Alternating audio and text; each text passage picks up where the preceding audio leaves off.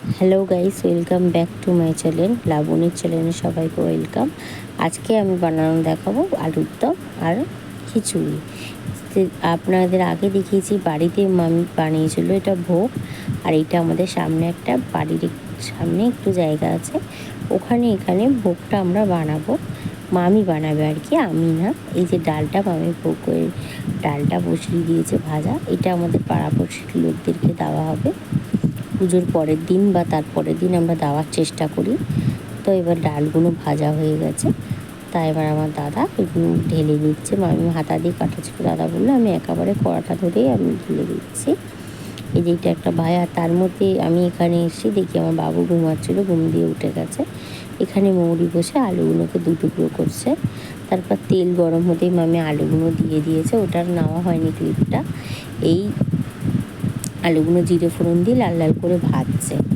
ভাজা হয়ে গেলে তারপর একে একে দাদা মশলাগুলো দেবে, যে আগে থেকে যে বেটে রাখা আছে। তাই মাঝে মাঝে আমার মুখটা একটু দেখিয়ে নিচ্ছি। এই যে মামি ভালো করে লাল করে ভাজছে। এই যে এবার একে একে দাদা আদা বাটা দিয়ে দিল। তারপর টমেটো পিউরি করা, পেস্ট করা ছিল সেটা দিয়ে নিল। তারপর দিয়ে নিয়ে হচ্ছে লঙ্কা বাটা। তারপর এখানে দেখতেই পাচ্ছ সব গুঁড়ো মশলাগুলো গামলার মধ্যে রাখা আছে। তারপর একটু হালকা চিনি দিয়ে দিল, যাতে ঝাল হলে বাচ্চাগুলো খেতে প্রবলেম হবে। এই আমাদের মিমি, ওকে বললাম একটু হাই করো, সবে ঘুম দিয়ে উঠেছে। এখানে হলুদ গুঁড়ো, জিরে ধনেগুলো দিয়ে নিল, দিয়ে ভালো করে নিয়ে নিচ্ছে।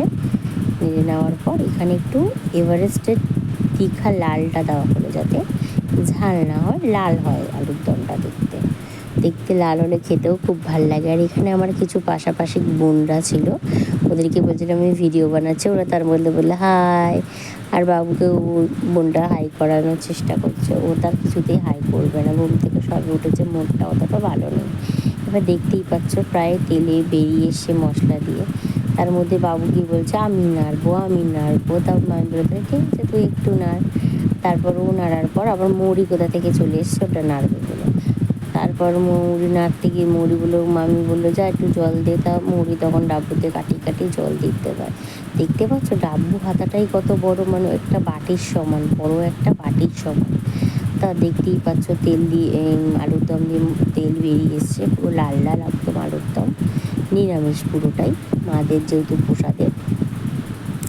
তারপর ওইদিকে আলুর দম হচ্ছে, আর এদিকে আমার বাবু নাচ করছে। ও নাচ করতে চাইছে, বলছে আমাকে বলছিল মা একটু গান চালাতে বলো মুনিকে। তো নেচেই যাচ্ছে ওর মতন করে, দেখতেই পাচ্ছ, ওর কোনো ব্যাপার নেই। তারপর ওইদিকে নাচ দেখতে দেখতে এদিকে আলুর দমও হয়ে গেছে। দাদা আস্তে আস্তে ডাব্বু হাতায় করে আলুর দমগুলোকে তুলে নিচ্ছে, কারণ পুরো কড়া ধরে নামানোটা পসিবল না। প্রচুর বড় কড়া, প্রায় 13 কেজির মতন আলুর দম হয়েছে এখানে, দেখতেই পাচ্ছ। তারপর এখানে গরম মশলা গুঁড়ো দিয়ে নিল, একটু ঘি দিয়ে নিল আলুর দমটার মধ্যে। দেখতেই পাচ্ছ আলুর দম রেডি। আমি খিচুড়ির পুরো ক্লিপটা নিতে পারিনি, এই অল্পটুকু নিতে পেরেছি, ওটাই দিলাম তোমাদের। এখানে দেখতেই পাচ্ছ খিচুড়ি হচ্ছে। তারপর আমি আস্তে আস্তে চলে এলাম দাদার উপরের ঘরে, যেখানে আমাদের মারা থাকে, সেখানে আমি চলে এসেছি। দেখতেই পাচ্ছ দাদা সব সুন্দর করে মাদেরকে প্রসাদ নিবেদন করছে। এবার মাদের সব রকম যা নিয়ম কানুন আছে সব করার চেষ্টা করছে।